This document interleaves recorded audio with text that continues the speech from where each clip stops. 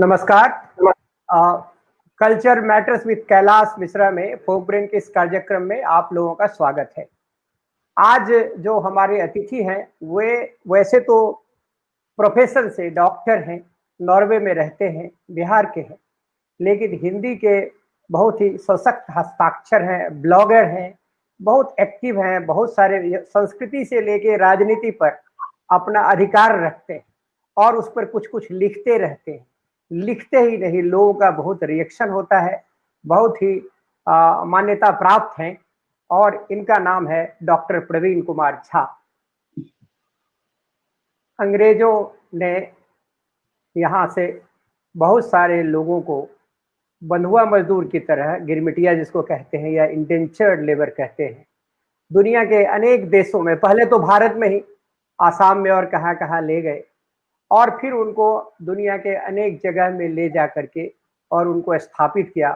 उनका काम था गन्ना उगाना, उनका काम था कॉफ़ी उगाना, उनका काम था चाय के बागानों में काम करना। और वो कैसे गए, उनकी जीवन पद्धति क्या थी, किस तरह से अपनी सांस्कृतिक चेतनाओं का उन्होंने संरक्षण किया, उनका जीवन शैली क्या है, इसमें इन्होंने कूली लाइंस करके एक बहुत ही सुंदर उपन्यास लिखा है। और चूंकि मैं संस्कृति मंत्रालय से था और हमारे जो बॉस थे वो लक्ष्मीमल सिंह भी थे डॉक्टर साहब, और उनको एक विभाग दिया गया था कि इस पर अब देखिए। और वो जब ड्राफ्ट बन रहा था, I was the part of that committee, तो मुझे मालूम है, और मैं पूरा नॉर्थ ईस्ट का इंचार्ज था कल्चर मिनिस्ट्री का, तो मैंने जो असम से लेके वो चारों तरफ जो गिरमिटिया है, जो इंडेंचर्ड लेबर है, उनके जीवन को देखा है। और हमारे साथ एक सुरेश पिल्ले हुआ करते थे, आपने जरूर नाम सुना होगा, तो सुरेश पिल्ले के साथ भी हम लोगों ने कुछ काम किया। तो उस कंटेक्स्ट में हमें लगा कि हम डॉक्टर साहब से कभी जो हमारा कल्चर मैटर्स विद कैलाश पर इस विषय पर बात कही करेंगे। और डॉक्टर साहब से हमने निवेदन किया, डॉक्टर साहब तैयार हो गए। अब डॉक्टर साहब को मैं निवेदन करता हूँ कि वो आए और अपनी बात, और मैं आपको धन्यवाद देता हूँ सर कि आपने हमारे निवेदन को स्वीकार किया, आप आए। आपको सुनना अपने आप को सुकून देना है। आपको सुनने का मतलब है इंफॉर्मेशन गैदर करना है। आपको सुनने का मतलब है सहजता के साथ अपने आप को अपग्रेड करना है। आपको सुनने का मतलब है संस्कृति से सरोकार रखना है। इसलिए आपका बहुत बहुत अभिनंदन है। कल्चर मैटर्स विद कैलाश में आपका स्वागत है। धन्यवाद। ये लीजिए, मैंने और नमस्कार आप सबको। कैलाश जी, आपने बहुत ज्यादा तारीफ,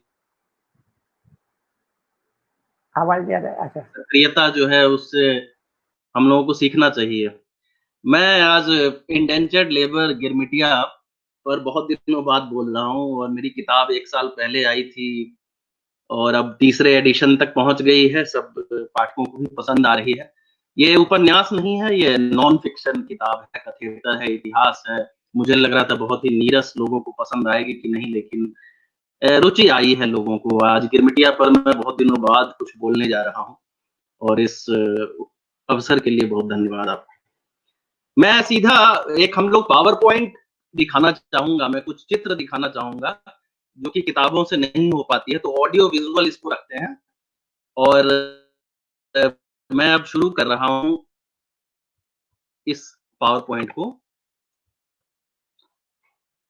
तो ये मेरी किताब है, गिरमिटिया इंडेंचर्ड लेबर पर कुली लाइंस, गाथा गिरमिटियों की, वे जहाजी जो कभी हिंदुस्तान नहीं लौट सके। और इस विषय को अगर हम देखें तो एक बहुत ही प्यारी वीडियो जो स्वर्गगामी गायक राजमोहन जी की है, ये 1 मिनट,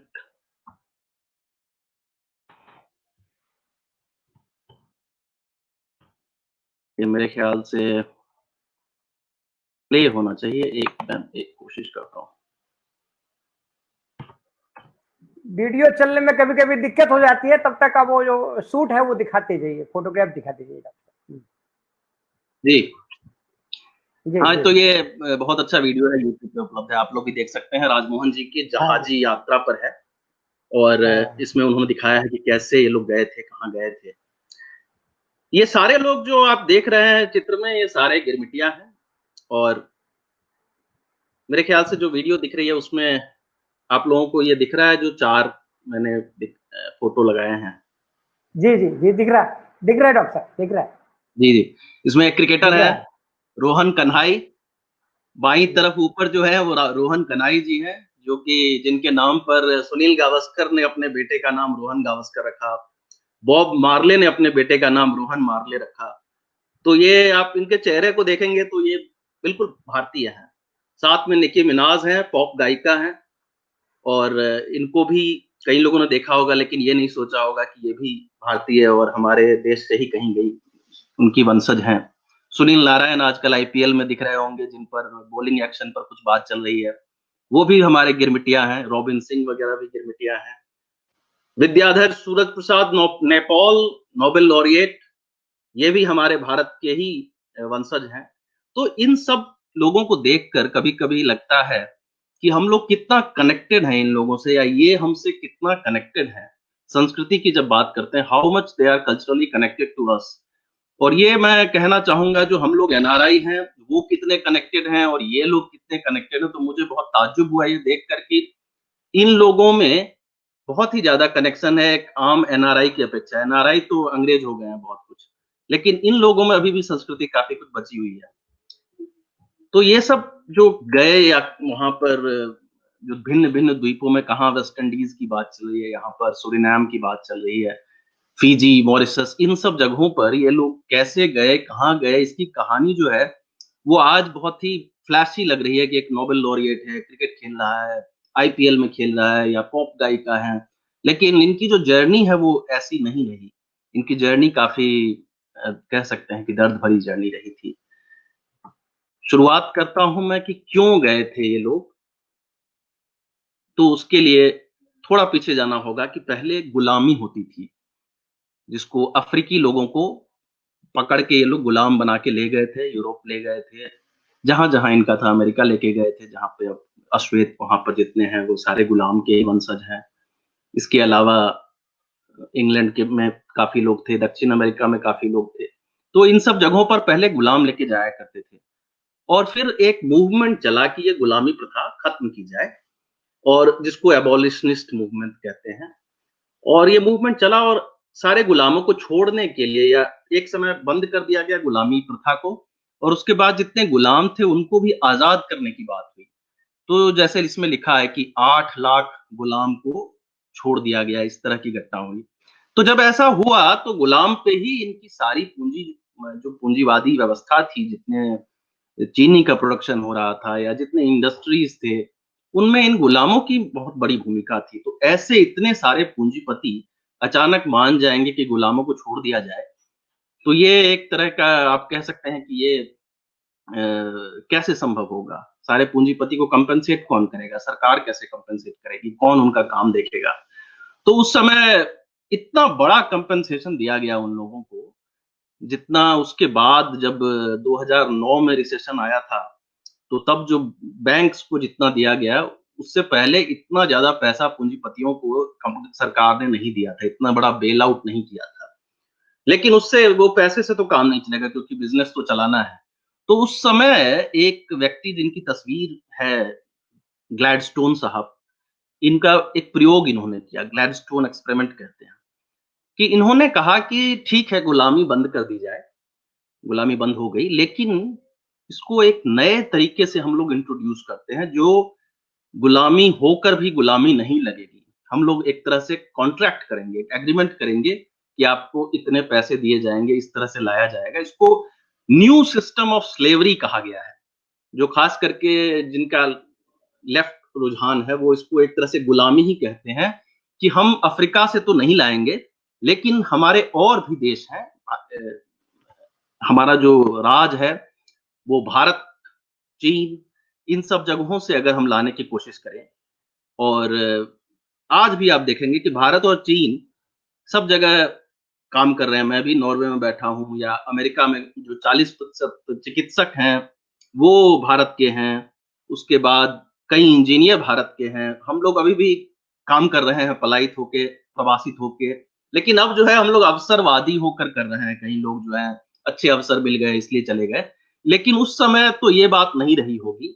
उस समय जो रहा होगा गुलामी के लिए एक किसान को उठ के जाकर भारत से चले जाना है मॉरिशस या फिजी या कहीं दूर दक्षिण अमेरिका में और उनको वहां पर जाके खेती बाड़ी करनी है, तो ये एक तरह से उनको गुलाम बनाकर ही ले जाया गया कहा जा सकता है। तो इसलिए इसको न्यू सिस्टम ऑफ स्लेवरी कह सकते हैं। और उस समय का भारत, यहाँ बात हो रही है 19वीं सदी की, 1834 ईस्वी में एबॉलिश हुआ था अगस्त में ये स्लेवरी। तो 1834 ईस्वी में भारत की क्या स्थिति थी? तो आप देखेंगे कि भारत की स्थिति एक तरफ से जो 19वीं सदी की जहां तक बात है, तो यह नीलहों की खेती चल रही थी। उसके बाद संग्राम हुआ 1857 का, उसमें सिपाही विद्रोह हुआ। फिर कई तरह की तकनीक आ रही थी, 1853 से ट्रेन चलने लग गई। तो ट्रेन जब चलने लग गई तो जितने कहार वगैरह थे जो लेके जाते थे लोगों को, उनको वो लोग जॉबलेस हो गए। तो ये सारे जो चीजें हैं आप देखेंगे कि आज के समय भी ये सब समस्या है। हमारे किसानों को आज भी जो शोषित किया जा रहा है या उनका दमन हो रहा है, या फिर नई तकनीक रोज आ रही है, ऑटोमेटेड सिस्टम्स आ रहे हैं, लोग बेरोजगारी, जो आदमी बेरोजगार हो रहा है उसमें ये सब चीजें अभी भी हैं। तो ये कैसे, मतलब क्या हुआ, किस तरह का रूट निकला, उसका आज भी रिलेवेंस है और किस तरह से इसको ठीक से किया जा सकता है, क्योंकि अब तो अंग्रेजों का शासन नहीं है, अब तो लोकतांत्रिक सरकार है। तो अब उस तरह से नहीं हो, जो जितनी आज चीजें हो रही है, फार्मर बिल पे लोग विरोध कर रहे हैं, या इन सब चीजों को थोड़ा सा कम्युनिकेट करके कैसे किया जाए, कैसे हम लोग उस सिस्टम से अलग देखेंगे जो गिरमिटिया या कंट्रैक्ट सिस्टम था, उससे कैसे अलग अब देखेंगे। तो आप देखें उन लोगों ने सोचा कि कैसे ब्रिटिश एम्पायर जो था, भारत आज का पाकिस्तान, बांग्लादेश, मलय के हिस्से, अफ्रीका के कई हिस्से, ऑस्ट्रेलिया, कनाडा और जितने द्वीप थे, दक्षिण अमेरिका के कुछ हिस्से, मध्य अमेरिका के कुछ हिस्से, ये सब सारे अंग्रेजों के ब्रिटिश राज था। इसमें अफ्रीका को आप हटा दीजिए कि अफ्रीका में से गुलाम नहीं लाए जाएंगे, लेकिन बाकी जगह जो बच गए, जैसे भारत बच गया, तो भारत से लेके आया जाए, और बहुत बड़ी जनसंख्या थी, उनको पकड़ के उसी तरह के से लाया जाए और इस बार कहा जाए कि हम गुलाम नहीं बना रहे हैं, हम एग्रीमेंट बना रहे हैं। तो ये ब्रिटिश राज के समय इन लोगों ने शुरू किया ले जाना। तो इस तरह से देखें, एक बड़ी अच्छी फिल्म आई थी सगीना, जो दिलीप कुमार की फिल्म है, पुरानी फिल्म है। उसमें दिखाया है कि कैसे असम के चाय बागानों में, जिसकी चर्चा कैलाश जी ने भी की, कैसे लेके जाते थे वहां पर मजदूरों को और काम कराते थे। ये तो भारत के अंदर ही था, इसमें कोई बड़ी बात नहीं थी। छोटा नागपुर वगैरह से आदिवासी लोगों को लेके जाते थे और वहां पर उनको काफी, उनके साथ काफी शोषण होता था वहां पर, कह सकते हैं कि चाय में। क्योंकि हुआ क्या था, इसकी भी कहानी पुरानी है कि पहले चाय जो है सो चीन में ही चीन ही था, चीन का प्रभुत्व था। तो जब भारत में बनने लग गया चाय, तो वहां पर जब खेती शुरू हुई तो उसमें सबको जो खट्टे कट्टे आदिवासी थे उनको रगड़ दिया गया, उनको वहां पर काम के लिए ले जाया गया और वहां पर इस तरह से किया गया। तो ये हमारे यहाँ अंदर में ये हो ही रहा था, इसी को चैनलाइज करके किसी भी तरीके से देश से बाहर भेजना था, मॉरिशस भेजना था, फिजी भेजना था, इन सब जगहों पर भेजने के लिए ये एक अच्छा मॉडल था कि पहले से एजेंट लोग पकड़ पकड़ के लाते ही थे, असम में जाके छोड़ते थे, अब उनको जहाज पे बिठा के भेज देना है मॉरिशस। तो ये उस समय शुरू हुआ। अब आप देखें कैसे भारत से कोई चलकर जहाज पर बैठकर जाएगा अफ्रीका पूरा क्रॉस करके, नीचे में यहाँ पगला समंदर बोलते थे, यहाँ बहुत ही तूफान वगैरह आता था, उसको क्रॉस करके, और इतनी दूर, मतलब इतनी दूर तो आज के समय में हम लोग नौकरी करने नहीं जाते हैं। और जाके दक्षिण अमेरिका के किसी छोटे से जगह पे, ऐसा भी नहीं कि बहुत ही रॉयल लाइफ वहां पर होगी, कहीं सूरीनाम में जाके उनको पटक दिया, या फिर इसी तरह से फिजी में ले जाके छोड़ दिया। तो 15-15 हजार मील की दूरी पार करवा के इन लोगों को लेके चले गए, और इतने लोगों को भारत से लेके जाया जाएगा एक एक जहाज में, मान लीजिए 500-600 मजदूरों को उठाकर ले जाया जाएगा, बाद में बढ़ता भी जाएगा, चला गया। तो ये काफी लंबा होता था, 3-3 महीने तक के सफर भी होते थे, जो घटने लगे बाद में, जब आई आपकी जहाज जो है वो तेल वाले जहाज जब आने शुरू हुए। तो ये सब जब शुरू हुआ तो फिर थोड़ी तेज हुई, फिर भी महीना भर लग जाता था जाने में। तो इन लोगों को अलग-अलग द्वीपों पर लेके जाया गया और आप देखेंगे ये शुरू हो गया था गुलामी के पहले ही 1826 ईस्वी में फ्रेंच लोग लेके गए थे। रियूनियन आइलैंड है मेडागास्कर और मॉरिशस के बीच में, तो या दक्षिण भारत के बीच में कहिए। वहाँ पर एक रियूनियन आइलैंड है, वहाँ पर गुलामी प्रथा जब नहीं खत्म हुई थी, उस समय ही पकड़ के ले गए थे, चुरा कर ले गए थे। फिर ब्रिटिश लोग भी ले जाना शुरू किए। 1834 अगस्त में गुलामी खत्म हुई है और नवंबर में जो है पहला जहाज मॉरिशस के लिए निकल गया। तो आप सोच सकते हैं कि कैसे इन लोगों का प्लान सब कुछ सेट था कि अफ्रीका की गुलामी खत्म करेंगे, भारत की गुलामी शुरू करेंगे। उसी 2 महीने के अंदर में पहला जहाज मॉरिशस चला जाता है। उसके बाद गयाना चला जाता है, जमैका चला जाता है, सूरीनाम चला जाता है, फिजी चला जाता है। तो एक आप देख सकते हैं 1920 में जाके आखिर खत्म होता है ये सारा सिस्टम। 100 साल में लगभग 3 मिलियन यानी 30 लाख लोग यहाँ से चले गए हमारे यहाँ से। और ये ऐसी जनसंख्या है, बल्कि मेरी जो कैलकुलेशन है उसमें इससे भी ज्यादा है, करोड़ के आसपास होना चाहिए। अगर हम म्यांमार को जोड़ लें, अगर हम मलय को जोड़ लें, अगर हम श्रीलंका को भी जोड़ लें, तो इन सबको जोड़ के तो बहुत ज्यादा हो जाएगा। और उसमें से उनके बेटों को भी इंडेंचर में रखा जाता था। तो ये कह सकते हैं कि विश्व का सबसे बड़ा प्रवास, वर्ल्ड का सबसे बड़ा माइग्रेशन जो था वो हुआ था हमारे भारत से। तो ये कोई छोटी-मोटी चीज़ नहीं जिसको भूल जाएँ हम, कि ये तो कुछ नहीं है, लोग जाते रहते हैं। इतना बड़ा 30 लाख लोग, एक भारत की जनसंख्या के हिसाब से आप देखें, उस समय की जनसंख्या के हिसाब से, तो ये बहुत बड़ा प्रतिशत आपका चला गया। अगर आज की जनसंख्या में अगर वही रेशियो रहता, तो इसको आप सीधे 10 गुना कर सकते हैं, उतने लोग चले गए होते। तो ये इसको आप ऐसे भूल नहीं सकते हैं कि इतने लोग चले गए और हम इसको कहीं भी एनसीईआरटी की किताब में इसको बड़ा स्थान नहीं देते हैं, या फिर बच्चों को नहीं पढ़ाया जाता है। बच्चे पूछते हैं लोग कि क्या होता है गिरमिटिया? ये नहीं होना चाहिए। इतने बड़े भारतीयों को लेके चला जाया गया, इसका कोई भी इसकी माफी नहीं मांगी गई। इन सब चीजों को हमें आगे सबको बताना चाहिए कि एक बच्चा जान ले कि क्या होता है गिरमिटिया और इस चीज को रिपीट करे। तो मैं एक बार कहना चाहूंगा कि गिरमिटिया होता क्या था कि एग्रीमेंट, एक तरह का करार बनता था अंग्रेजों और किसानों मजदूरों के बीच में। उस एग्रीमेंट की शर्तें थी कि 5 साल रहना पड़ेगा, या कहीं-कहीं 10 साल की भी शर्तें थी। 5 साल रह के आप चाहें तो लौट सकते हैं। कहीं ये शर्त था कि लौट तो सकते हैं लेकिन उसके पैसे नहीं दिए जाएँगे, इसलिए आपको 5 साल और काम कर सकते हैं। तो कहीं था कि नहीं, 5 साल बाद आपको ज़मीन दे दी जाएगी, आप वहीं पे रह जाइएगा और वहाँ पर आपको सुविधा दी जाएगी, घर रहने को दिया जाएगा, जो चिकित्सकीय सुविधाएँ दी जाएँगी, पैसा भी मिलेगा। तो ये सब था, तो एक एग्रीमेंट एक बनवाया गया इन लोगों के बीच में और उस एग्रीमेंट को ही ये लोग, क्योंकि गरीब लोग थे, पढ़े-लिखे नहीं थे, तो बोलने में गिरमेंट गिरमेंट कहते थे, वो गिरमेंट से गिरमिटिया, जो जो गिरमेंट पे साइन करके जा रहा है वो गिरमिटिया हो गया। तो गिरमिटिया शब्द जो बना है, इसी से समझ में आता है कि इन लोगों को एग्रीमेंट तो क्या समझ में आता होगा, जो बोल भी नहीं पा रहे हैं कि क्या होता है एग्रीमेंट। वो क्या साइन करते होंगे और क्या अंगूठा लगाते होंगे इस पे। तो इस तरह के एग्रीमेंट पे इनको पकड़ के ले जाया गया गिरमिटिया बनाकर। और क्या आप देखेंगे, एक छोटा-सा नाम लिखा हुआ है, उम्र लिखी हुई है, कहाँ से है ये लिखा हुआ है और साइन करवा दिया कि बस अब चलो 5 साल के लिए। तो बहुत ही अजीब-सा सिस्टम था और इसमें होते क्या थे कि एजेंट होते थे, जिसको हम लोग अर्काटी कहते हैं। अर्काटी एक तरह के एजेंट होते थे जो गाँव-गाँव घूम के लोगों को कहते थे कि चलो तुमको बहुत बढ़िया जगह नौकरी दिला रहे हैं, कलकत्ता से बस थोड़ा-सा दूर है, जहाज पकड़ के जाना है। अब कलकत्ता थोड़ा-सा दूर करते-करते भेज दिया सूरीनाम।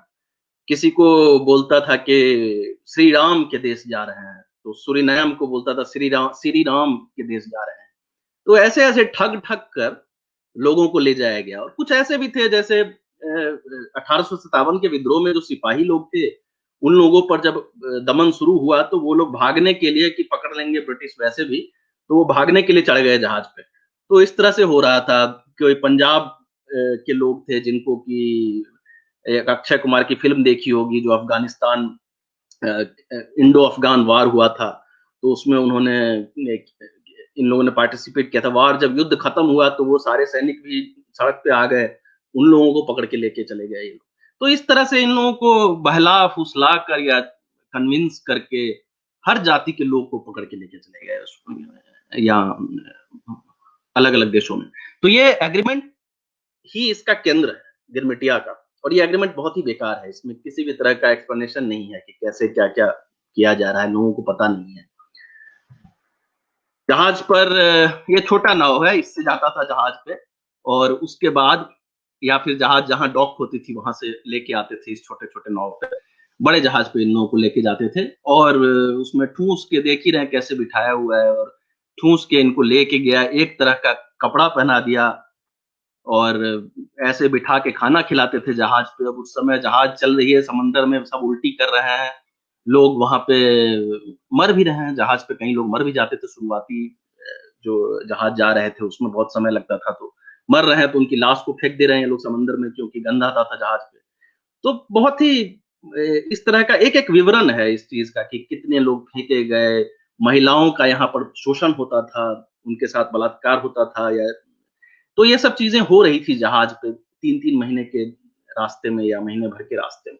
ये सब इन लोगों ने सहा है, तब जाकर नोबेल लॉरिएट जैसे लोग पैदा हुए हैं, वो बहुत बाद की बात है।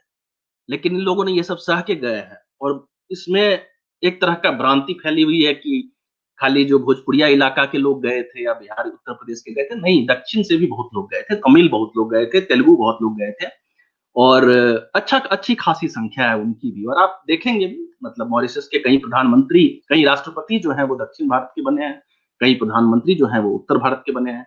तो सारे पूरे भारत को उन्होंने लगभग इन्वॉल्व किया। पंजाब मैंने बताया कि वहां से लोग गए थे। तो हर जगह से लोगों को लेके और इस तरह से ले जाया गया, सबको एक कैदियों की तरह बिल्ला लटका दिया जाता था टिन का और वो बिल्ला लटक के उनका एक नंबर होता था, यही है उनका परिचय। और उस नंबर से देखते थे कि कौन, वहां पर जाने के बाद भी देखते थे कि कौन इसमें से तगड़ा है, उसको अच्छा पैसा मिलेगा, जो बच्चा है उसको कम मिलेगा, जो एकदम सूखा है उसको कम मिले। और जहाज से जाके जाते थे तो वहां तक पहले ही बीमार हो जाते थे, हड्डी वड्डी निकल जाती थी जब पहुंचे वहां पे। तो ऐसे ऐसे लोगों को वहां पर पकड़ के ले जाया गया और वहां भी उनके साथ जो है भेदभाव किया गया कि जो फिट, मतलब जो फिट रहेगा वही सरवाइव करेगा, जो फिट नहीं रहेगा वो सरवाइव भी नहीं कर पाएगा वहां पर। तो एक तरह से देख सकते हैं कि किस तरह से भारतीयों के साथ किया गया है। और ये लोग अभिजात के तो नहीं थे, तो भारत में भी इनकी हालत जो थी बहुत बुरी थी और इसी कारण भी ये लोग गए, क्योंकि इनका भारत में भी बहुत दमन और शोषण चल ही रहा था, जो बहुत बाद में किसान विद्रोह के रूप में अवध में जन्मा। और उसमें वो लोग, मतलब गांधी जी वगैरह को भी वो लोग बोले कि हम लोगों को राष्ट्रवाद नहीं चाहिए, हम लोग को बस 2 जून का रोटी दे दीजिए। तो इस तरह की हालत उनकी भारत में भी थी और तभी ये लोग तैयार हुए जाने के लिए वहां पर। तो एक तरह का कह सकते हैं कि 2 व्यू पॉइंट है। एक है कि कुछ लोग इसलिए भी पलायन करते हैं क्योंकि वहां पर अपॉर्चुनिटी, यहाँ पर वैसे भी हालत बेकार है, तो उससे बढ़िया है कि कहीं थोड़ा-सा जहाँ अवसर मिल जाए वहाँ चल जाया जाए। खास करके जो महिलाएँ गईं, उनके में कहीं विधवा होती थी, तो उनके वो बहुत ही शोषित किया जाता था भारत में भी, तो वो लोग भाग के चली गई कि वहाँ पे कम से कम अपना ज़िंदगी जिएँगे, अपना पैसा कमाएँगे। तो कई महिलाएँ उस वजह से भाग गई और उसमें शर्त होती थी कि 40% जो है महिलाएँ होनी चाहिए, क्योंकि वहाँ पर इन लोगों का भी परिवार-वरिवार बसाना होगा, तो 60% पुरुष हों, 40% महिलाएँ हों और महिलाओं को भी पकड़ के ऐसे ही लेके चले गए। और वहाँ पर तो कह सकते हैं कि ये पूरा जो प्रोसेस था, ये आज भी सोच के लगता है कि ये कैसे मुमकिन हो गया? भारत से लाखों लोगों को अगर लेके जाया जा रहा है, किसी ने विरोध क्यों नहीं किया? कांग्रेस थी उस समय बन रही थी, कम से कम नहीं तो उस समय विरोध शुरू क्यों नहीं हो गया? तो बहुत बाद में मैं अभी आगे चर्चा करूँगा कि कैसे अल्टीमेटली ये बंद हुआ। लेकिन किसी ने विरोध क्यों नहीं किया? आप 30 लाख लोग चले जा रहे हैं जहाज पे और आराम से चले जा रहे हैं। तो इसको कैसे नहीं हम लोगों ने, भारतीयों ने कुछ किया? वहाँ पर जाकर खेतों में काम करना रहता था। अधिकतर जगह जो थे सो गन्ना के खेत होते थे। दक्षिण अमेरिका में कोकोआ के भी खेत होते थे, जिससे आपका चॉकलेट बनता है। तो या रबर प्लांटेशंस होते थे मलेशिया में। इन सब जगहों पर जाकर इनसे काम कराया जाता था। तो आप अब ये लोग बिहार के लोग हैं, धान-वान का खेती किया है। गन्ना भी थोड़ा मोड़ा किया है। लेकिन जो छोटा नागपुर के गए थे, जिनको हिल कुली कहा जाता है, और जो कुलीनाइंस की आप अगर नई संस्करण खरीदेंगे, उसमें मैंने हिल हिल कुली पे एक अलग से भी अध्याय दिया है। पहले में भी लिखा था, लेकिन एक मैंने और थोड़ा उसको इलेबोरेट किया है कि जो आदिवासी लोग थे, उनको, जो बिहार यूपी के लोग थे, उनके लिए वो लोग जंगली थे। तो उनकी जो स्थिति थी वो बहुत ही बेकार थी, इस सेंस में कि उनको इस चीज का अनुभव भी नहीं था, गन्ना वन्ना का खेती का, उनका उनका उस तरह से अपब्रिंगिंग नहीं था। तो वो लोग शुरू में बहुत ज्यादा जो मृत्यु हुई वो उनकी हुई, और वो भागने के लिए जाते थे, मर जाते थे समंदर में। तो पहले जहाजों में जो 2-3 लॉट आए, वो तो वही आए जो आसाम लेके जाते थे, उन लोगों को पकड़ के ले जाया गया। तो उस लॉट में इतने ज्यादा देखा गया कि बहुत लोग मर रहे हैं, ठीक से काम नहीं कर पा रहे हैं खेत में। हालांकि वो तगड़े रहते थे, अफ्रीकी जो गुलाम होते थे उनसे उनकी बिल्ट काफी ज्यादा मिलती थी, इसलिए भी उनको लेके आया गया था। लेकिन वो लोग एग्रेरियन सोसाइटी से नहीं थे, मतलब कृषि खेती बाड़ी करने वाला जो होता है, वो आपका बिहार यूपी का जो बेल्ट है, जो दोआब का बेल्ट है, उस तरफ के लोग होते हैं, या तेलंगाना सबके लोग हुए, या तमिलनाडु के भी लोग थे। तो उन लोगों को खेती करना ज्यादा आराम होता था। तो बाद में वही आने लग गए, बिहार यूपी से ही लोग आने लग गए, और आदिवासी लोग कहीं खो गए। मतलब वीएस नैपॉल, जो उन्होंने एक किताब लिखी है फाइंडिंग द सेंटर करके, तो उसमें उन्होंने लिखा है कि आदिवासी लोग या तो अफ्रीकी लोगों से मिल गए, उनसे ही उनका शादी ब्याह हो गया बहुत लोगों का, और वो कहीं खो गए। उनको अब जो इन लोगों का बाद में एक तरह से धार्मिक बना, राम की पूजा करने लग गए, या राम हनुमान जी इन लोगों को बहुत पूछते, उसमें आदिवासी सेट नहीं हो रहे थे। आदिवासियों लोगों का जो था अपना अलग कल्चर था, अलग संस्कृति थी। तो वो लोग इन लोगों से पूरी तरह से, जो आज भी आप देखेंगे कि जो आदिवासी है, वो उनकी अलग जिंदगी है, जंगलों में जिंदगी है, उनका अपना अलग कल्चर है। तो वो इन लोगों से मिल नहीं पाते हैं, तो वो लोग अलग रह गए, हिल कुलीज। इस तरह का मैं एक पिक्चर दे रहा हूँ कि किस तरह से डायस्पोरा के अंदर भी एक तरह का समुदाय बनता जा रहा था। और बहुत बढ़िया किताब है अश्विनी पंकज जी की, माटी माटी अरकाटी। उसमें उन्होंने आदिवासियों पर, आदिवासी पर वो काफी काम भी करते हैं, तो उन्होंने आदिवासियों का जो पॉइंट ऑफ व्यू उसमें बहुत अच्छी एक उपन्यास के रूप में उन्होंने दिखाया है कि कैसे उन लोगों को धर्म से भी जो है, मतलब उनको जंगली कह के या इस तरह से उनको ट्रीट किया जाता था। ये एक तरह का समुदाय बना जिसमें आपके हिंदू रहते थे, अलग अलग जाति के। हुआ क्या था कि अंग्रेजों ने खास करके लिख दिया था कि जो ब्राह्मण हैं उनको नहीं लाना है, क्योंकि वो लोग तो खेती वेती करेंगे नहीं। जो राजपूत हैं, ठाकुर हैं, उनको भी ज्यादा नहीं लाना है, क्योंकि वो लोग नेतागिरी करने लग जाएंगे। तो कोशिश करनी है कि अहीर सबसे ज्यादा, जो भारत से, मैंने जाति की बात इसलिए भी कर रहा हूँ क्योंकि जितने भी इसकी स्टडीज हुई हैं उसमें जातियों को रखा गया है, और उस समय के समाज में खास करके, क्योंकि वो समाज तो 19वीं सदी का समाज था, तो वो बिल्कुल बटा हुआ था, सबका काम था, अहीर का बच्चा अहीर ही होता था, चमार का बच्चा चमार ही होता था। तो वो उनका जो डिस्क्रिप्शन है कि इतने प्रतिशत चमार, इतने प्रतिशत अहीर, इतने प्रतिशत गए हैं, वो सब सारा आपको डेटा है उसका, जातिगत डेटा है। लेकिन उस समय में ऐसा नहीं था कि ब्राह्मणों की हालत बहुत अच्छी थी, वो लोग भी गरीब थे, तो वो लोग घुस जाते थे इसमें, जहाज में। उन लोगों का हाथ में क्या करता था कि नमक वाले पानी में हाथ डाल देते थे, जिससे हाथ थोड़ा खुरदरा हो जाता था। तो ये जब साइन कराने जाते थे एग्रीमेंट, तो हाथ चेक करते थे कोमल है या कर पाएगा। तो उसमें उन लोगों का थोड़ा खुरदरा हाथ करके और नाम बदल के इन लोगों को लेके जाते थे। ठाकुर लोग भी गए, बहुत सारे गए, तो सारी जातियों के लोग गए, सारे धर्मों के लोग गए, मुसलमान बहुत लोग गए, हिंदू भी गए, मतलब हिंदू तो गए ही, मुसलमान भी बहुत लोग गए। ये सब सारे का एक समुदाय बन गया, जो ये सब चीजें खत्म हो गई। अब तो सबको खेत में काम करना था, तो खेत में काम करना था, एक ही तरह के घर में रहना था। और उसमें भी जब पकड़ा जाता था कि ब्राह्मण है, तो इस तरह के डिस्क्रिप्शन है कि उनको खास करके जो अंग्रेज है, वो एक दलित के साथ उनको रख देते थे कि तभी इसका खत्म होगा, ये तभी बन पाएगा मजदूर पूरी तरह से।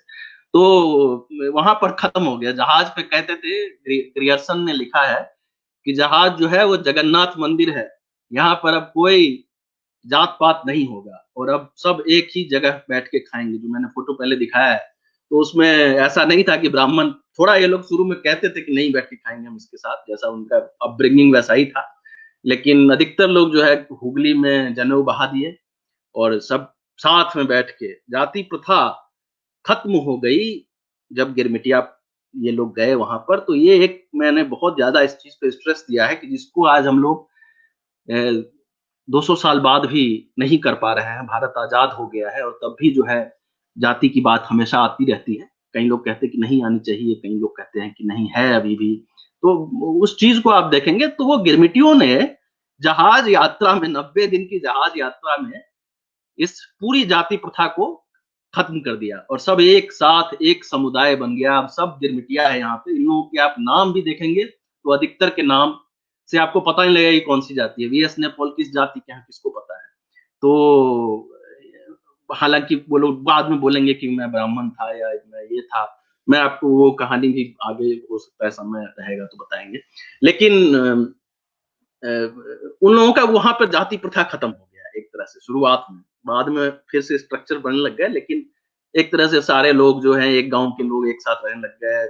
उनका जो सरनेम था उसमें बहुत में अजोधा या फिर जो जहां से थे उस तरह का रख लेते थे वो लोग नाम, और साथ में रहने लग गए। तो ये एक बड़ी चीज हुई। हिंदू मुस्लिम भी खत्म हो गया वहां पर जाकर। सारे जो हिंदू मुस्लिम थे वो भी, और मेरा एक मुलाकात हुई गिरमिटिया प्रोफेसर हैं, गिरमिटिया वंशज, उनसे। तो उनके परिवार में सब है। उनके परिवार में हिंदू भी है, मुसलमान, भाभी भाभी उनकी मुसलमान है, एक भाई उनका ईसाई पादरी बन गए हैं और वो खुद हिंदू हैं। पूरा वो वैदिक उस पे थीसिस कर रहे हैं। तो एक ही परिवार में सारे जाति सारे धर्म के लोग जो है वो रहते थे उस समय में। तो ये एक बड़ी चीज है। मैं कहना चाहूंगा कि गांव के लोग जो बिल्कुल ही रूढ़ तरह के लोग होते हैं, जिनमें बहुत ज्यादा बदलाव एक्सपेक्ट नहीं करते हैं कि ये लोग इतनी जल्दी बदल जाएंगे। शहर के लोग तो बदल जाते हैं, गांव के लोग ये सब ये इतनी जल्दी बदल जाएंगे एक्सपेक्ट नहीं करते हैं। ये चीज हो गई वहां पे। तो ऐसा नहीं है, भारतीयों में एक तरह का विल पावर तो है कि ये चीज खत्म की जा सकती है। अगर उनको सबको कॉर्नर कर दिया जाए, खास करके सबका एक साथ दमन कर दिया, एक हो जाता है सब। तो वो चीज जो है एक तरह का लर्निंग है कि कैसे कैसे हम कास्टिज्म को कैसे हैंडल कर सकते हैं। अगर सब ये सोचने लगे कि हम सब जो हैं वो एक ही, हम सब का एक ही प्लाइट है, तो फिर ये चीज खत्म हो जाएगी। जैसे जैसे यूरोप वगैरह में भी ये चीज खत्म हुई है, तो उसी तरीके से खत्म हुई है। उन लोगों का बहुत विश्व युद्ध के समय या बहुत शोषण हुआ, तो ये सारी चीजें जो है उन लोगों का फीचर्स आप देखेंगे कि आना शुरू हुआ। ये मेरी किताब जो है कुली लाइंस, तो ये होती थी कुली लाइंस।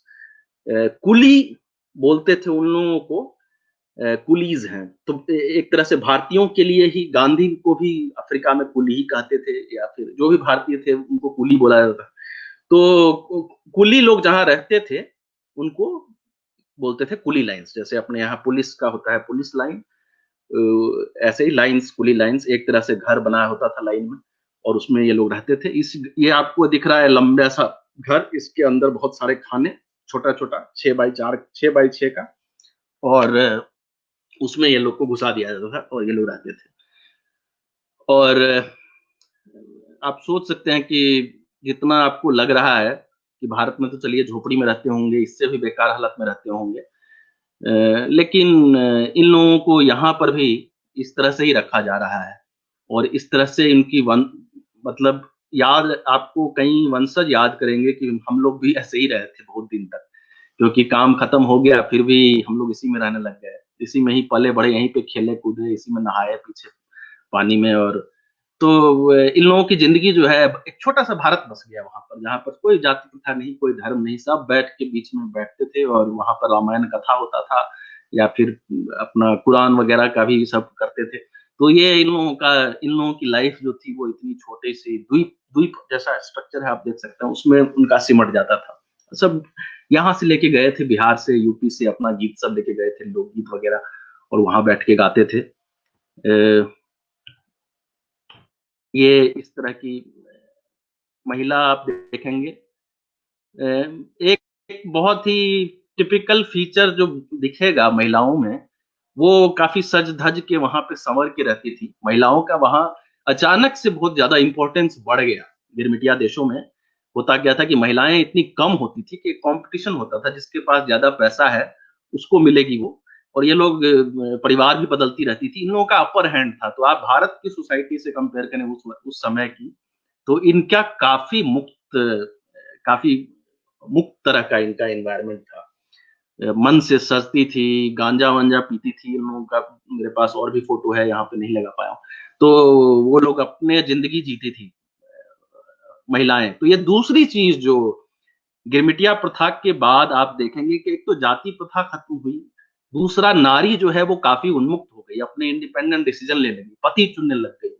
ये सब चीजें हम देखते हैं कि, और वो भी गांव की महिलाएं, गांव के अपब्रिंगिंग की महिलाएं। तो इसको भी इन लोगों ने, जिसके लिए अभी तक नारीवाद भारत में बहुत सारी बातें होती रहती है कि नारी मुक्ति लाओ, ये सब लाओ, तो ये गांव के लोगों ने ये कर लिया और बहुत आसानी से कर लिया। और एक छोटी सी तो नहीं, लेकिन एक यात्रा में जहाजन भाई बहन बन के, और ये लोग सब मिल गए और अपना मिलकर उन लोगों ने अंग्रेजों के खेतों में काम किया और उसके दमन को भी उन लोगों ने लड़ा वहां पर।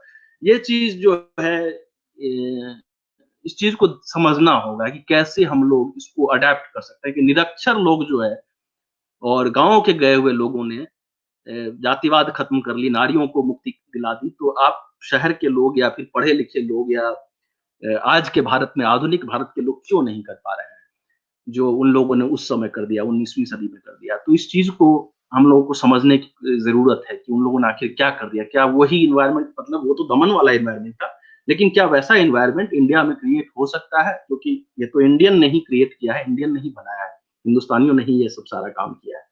तो हमारे में तो है, हमारे मतलब आनुवंशिक दोष नहीं है, और ना ही हमारे में कोई, एक तरह से कह सकते हैं कि कोई सांस्कृतिक दोष है हमारे में, बल्कि ये गुण है कि हम मौका आने पर जो है ये सब सारी चीजें भुला देते हैं।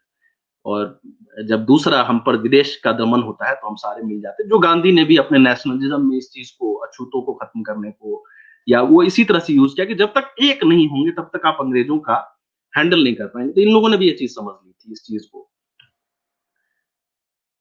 गांधी का नाम लिया तो गांधी जी आ गए। आप देखेंगे कि जो प्रथा को खत्म करने की बात थी, तो सबसे पहली चीज, गांधी जी गए थे बैरिस्टर बन के अफ्रीका। और जब वो बैरिस्टर बन के गए वहां पर, तो वहां उन्होंने एक चीज देखी कि वो मेमन लोग जो थे, गुजरात के जो व्यापारी लोग थे, वही लोग उनको बुलाए थे वकील बना के। तो उन लोगों का जो लाइफ था, वो लोग तो अफ्रीका में फिर भी थोड़े से रईस परिवार के लोग थे, उनका जहाज था, चलता था, जिनके लिए गए थे वो। तो उसके विपरीत उन्होंने देखा कि यहाँ पर ऐसे तो कई लोग हैं जो गांव से गिरमिटिया बनाकर ले जाए गए। और जिस जो पहला गिरमिटिया किताब है गिरिराज किशोर जी की, हालांकि पहला गिरमिटिया नाम है और उसमें गिरमिटियों पर बहुत कम बात है, गांधी जी की पर बात है अफ्रीका के समय पर। लेकिन मैं कहना चाहूंगा कि गांधी जी को पहला गिरमिटिया क्यों कहते हैं? वो पहले तो नहीं थे वो, और ना ही वो गिरमिटिया थे, तो उनको पहला गिरमिटिया क्यों कहा जाता है? इसकी वजह है कि गांधी जी एक बार क्या किए, वहां पर उनको अपने बैठे हुए थे अपने चैम्बर में, वकील वाले चैम्बर में, तो उनके पास एक आया व्यक्ति, उसका मुंह फूटा हुआ था, और वो आके बोला कि आप सुने हैं वकील हैं और आप मदद करते हैं, तो आप मेरी मदद करेंगे क्या? मेरा जो खेत में मेरे को बहुत मारता है वो जो सामंत है। तो उनको इसका आइडिया ही नहीं था कि ऐसा कुछ भी यहाँ ऐसे लोग भी होंगे। तो व्यापारी लोग के बीच में बैठे हुए थे, अचानक से उनको लगा कि यहाँ ऐसे लोग भी हैं जो खेत में उनका दमन हो रहा है। तो फिर उन्होंने बात की, मतलब उस केस को परस्यू किया उन्होंने। फिर उनको लगा कि ये विदेश में भी दो भारत है, और आज भी ये चीज है। विदेश में एक एनआरआई है, हम लोग रहते हैं, जैसे डॉक्टर बन के गए, इंजीनियर बन के गए, वो लोग का अलग लाइफस्टाइल है, और एक दूसरा दिखता है हम लोगों को भी, जो खेतों में काम कर रहे हैं। आज भी पंजाबी लोग हैं जो आके गए थे, 60s में ही आ गए थे, वो खेती बाड़ी करते हैं, यहाँ भी खेती बाड़ी करते हैं वो। तो उन उनका वो पंजाबी ही बोलते हैं, वो गाँव के पिंड से आए हुए लोग हैं, और उस उनकी अलग लाइफस्टाइल है। और हम लोगों का जो एनआरआई है वो उनकी अलग लाइफ, दोनों के पास पैसा है, ऐसी बात नहीं है, लेकिन एक कह सकते हैं गैप है। जो एनआरआई हैं और जो खेती बाड़ी करने वाला जो यहाँ समाज है, भारतीय समाज है जो कर रहा है, उन दोनों में गैप है। वो गांधी को भी नजर आया कि यहाँ भी इन लोगों ने जो है एक अभिजात्य समाज बना लिया है, और एक ऐसे लोग हैं जिनके साथ ये लोग उठते बैठते नहीं है, जो भारतीय ही है। तो वो जब डरबन में एक सम्मेलन था उसमें आए, तो उसमें इस वेशभूषा में आ गए, गिरमिटिया वेशभूषा में। ये गांधी का एक रहता था कि सिंबोलिज्म, जो वर्तमान प्रधानमंत्री जी को भी देखता हूं मैं कि वो वेशभूषा बदल के चाहते हैं कि लोगों से जुड़ जाए। ये एक्चुअली गांधीयन फिलोसफी है कि गांधी जी का ऐसा नहीं था कि वो कपड़ा नहीं था पहनने के लिए इसलिए पहन लेते थे, या उससे कुछ बहुत ज्यादा। उनको जनता से एसोसिएट करने का उनका एक होता था। और ये जो इतना ड्रेस था, वो भारत आते आते तो खाली धोती पे आ गए, वो बाकी भी छोड़ दिया उन्होंने। तो ये चीज जो है वो इस तस्वीर से ही उन्होंने कहा कि अब मैं गिरमिटिया हूं, मैं भी गिरमिटिया हूं। तो अब गांधी जी का जितना वहां पे एक तरह से कहिए कि जितनी इज्जत थी, अब लोगों ने कहा कि अब गांधी गिरमिटिया बन गए तो हम लोग क्यों उनके साथ क्यों नहीं उठेंगे बैठेंगे। तो वो उस तरह के ड्रेस में आ गए। तो पहला गिरमिटिया, यानी पहला आदमी जो कि गिरमिटिया बनकर गया नहीं था, लेकिन जिसने गिरमिटिया को अपना लिया, गिरमिटिया वेशभूषा को अपना लिया है, गिरमिटियों से एसोसिएट हो गए। और उसके बाद उन्होंने 1896 में, मतलब गांधी जी की उम्र उस समय अगर आप जोड़ें तो होगी 1869 का उनकी पैदाइश है। तो कितना हो गया, 29 साल में जो है उन्होंने ग्रीन पैम्फलेट करके एक किताब लिखी, जिसकी चर्चा कम होती है। गांधी का ऑटोबायोग्राफी होता है या बाकी, ग्रीन पैम्फलेट की चर्चा कम होती है। ये उनकी ऐसी किताब थी, ऐसा चीज उन्होंने, और इसको छपवाया भी था उन्होंने। गए थे गुजरात में और बच्चा लोग को बोले कि तुम लोग जो है इसका बाइंडिंग कर दो, और सारे बच्चों का टीम बना के उन्होंने इसको छपवा लिया था। और इसको खुद उन्होंने बेचा, उन्होंने फ्री में नहीं दिया, उन्होंने बेचा। तो पैसा दो और तब मैं दूंगा ग्रीन पैम्फलेट। और उसको उन्होंने घूम घूम के जो है भारत में 1896 में, और इलाहाबाद में गए वो जाके वहां पे भी दिखाया उन्होंने लोगों को। इसमें उन्होंने लिखा कि कैसी गिरमिटियों की जिंदगी है, और उस पर पूरा उन्होंने एक तरह से ट्रिटाइज लिखा है कैसे गिरमिटियों के साथ कैसा शोषण हो रहा है। तो ये एक पहला डॉक्यूमेंट था। और जो गिरमिटिया जाना शुरू हुए थे तो उनके गए हुए अब तक 5 दशक हो चुके थे, लेकिन आज तक किसी ने उनकी चिंता नहीं की थी। महात्मा गांधी ने पहली बार उसको दिखाया। हालांकि गांधी जी को कोई उस समय जानता नहीं था, वो ना कांग्रेस से उनका कोई मतलब था। अफ्रीका के आदमी थे, वो बच्चे लोग को लेने के लिए, अपने फैमिली को पिक करने के लिए आए थे उस समय अफ्रीका से। तो उस समय ग्रीन पैम्पलेट लेके बांटते थे, कौन गांधी है क्या है। उनको तो बल्कि 1915 में जब आए तब भी बहुत कम लोग जानते थे कि गांधी कोई है। तब मतलब हल्ला हुआ कि अफ्रीका में कोई था, एक का कोई है जो काम कर रहा है। लेकिन 1896 में तो गांधी को भारत में कोई नहीं जानता था। तो लेकिन इनका ग्रीन पैम्फलेट जो 10,000 कॉपी वो बेच दिए, और उसके बाद उन्होंने उसको रिप्रिंट भी कराया, जो कि पूरा बेच नहीं पाए, उससे पहले उनको अफ्रीका जाना पड़ गया। तो ये एक पहला चीज आया, लेकिन इससे बंद नहीं हुई प्रथा और चलती रही। ये आखिरकार जो है हम लोगों ने ये जीत हासिल की है। 1910 ईस्वी में सुरेंद्र नाथ बनर्जी ने वहां पर लेजिस्लेटिव असेंबली में भाषण दिया, और उसमें उन्होंने कहा, और गोपाल कृष्ण गोखले, ये सब इन लोगों को क्रेडिट ज्यादा जाता है कि ये लोग डायरेक्टली जो है सरकार से बात करके और किए थे। लेकिन गांधी ने ये शुरुआत कर दी थी 1896 में, उसके बाद भी वो करते रहे। और गोपाल कृष्ण गोखले के पास भी जो बात पहुंची है उसमें गांधी का बहुत बड़ा रोल है। और भी कहानियां, फिजी में उन्होंने भेजा मनीलाल डॉक्टर को, मॉरिशस में उन्होंने भेजा। तो वो बहुत ही ज्यादा इन्वॉल्व थे महात्मा गांधी इस चीज में। ये अब जो तस्वीर आप देख रहे हैं इसको बोलते हैं सूरीनाम की तस्वीर है, बाबा एंड माई। और इस तस्वीर की महत्ता मैं कहना चाहूंगा, मैं गया था नीदरलैंड में, जिन्होंने इस तस्वीर का आइडिया दिया है उनसे मैं मिलके आया। तो और उनकी तस्वीर भी मैंने डाली है किताब में। उन्होंने कहा कि वहां पर क्या हो गया था कि जो वहां पर अश्वेत थे, वो इन लोगों को बाबू माई कहते थे, मतलब चिढ़ाने के लिए कि अरे ये लोग बाबू लोग हैं। जैसे अभी भैया बोलते हैं उत्तर प्रदेश के लोगों को बंबई में, या उसी तरह से। तो वहां पर चिढ़ाने के लिए इन लोगों को बाबू माई कहते थे। तो इन्होंने कहा कि वहां पर जो हम एक मूर्ति लगाएंगे सूरीनाम के पारामरीबो में, इन्होंने 2 मूर्तियां लगाने की सोची, जो हमारा रहेगा, कॉमेमोरेट करेगा हम थे यहाँ, इस देश को बनाने में हमारी भूमिका है उसको दिखाने के लिए। तो वो जब लगाया तो उसका नाम रखने के लिए सोचा गया कि कुछ बढ़िया नाम रखा जाए। इन्होंने कहा कि वही रख दो, बाबा माई रख दो। और फिर सब बोले कि अरे उसी के लिए तो चिढ़ाया जाता है हम लोग को। मान लीजिए कोई मेरा किताब है कूली लाइन्स, उसमें कई लोग आपत्ति कर देते हैं कि जिस चीज के लिए गांधी जी इतना लड़े और तुम उन्हें फिर से उसको कूली नाम दे दिया। लेकिन जो था, जो है, उस चीज को नहीं मिटाना चाहिए। वो आज भी कहते हैं कि गर्व से कहो हम कुली हैं। जो आज देखेंगे आप, मॉरिशस के एक कवि हैं, उन्होंने इस चीज पर खास कहा है, कूलीच्यूड शब्द उन्होंने दिया है। और यही चीज वहां भी ट्रेंडार्ड में भी शुरू हुई है कि गर्व से कहो हम कुली हैं, हमने बनाया है देश को। इस चीज को उन्होंने भी कहा कि गर्व से कहो कि हम बाबा और माई हैं। अब उनकी तस्वीर लग जाएगी तो अब जो एक अश्वेत राष्ट्रपति भी आएगा उसको भी आके बाबा और माई को माला चढ़ाना पड़ेगा। तो वो चीज खत्म हो जाएगी कि हम लोगों को बाबा माई कहा जाता था। तो यहाँ तक आप देख सकते हैं कि किस तरह से इन लोगों ने, और ये चीज हुई कि फिजी में, खास करके फिजी में उन लोगों को जब सरकार, क्योंकि हर जगह फिर राष्ट्रवाद वहां भी आना शुरू हुआ, कहा गया कि जो यहाँ के लोकल हैं वही रहेंगे, जो अफ्रीकी हैं वो बहुत पुराने हैं वो भी रहेंगे, लेकिन ये भारतीय जो है इन लोगों को वापस भेजो इंडिया।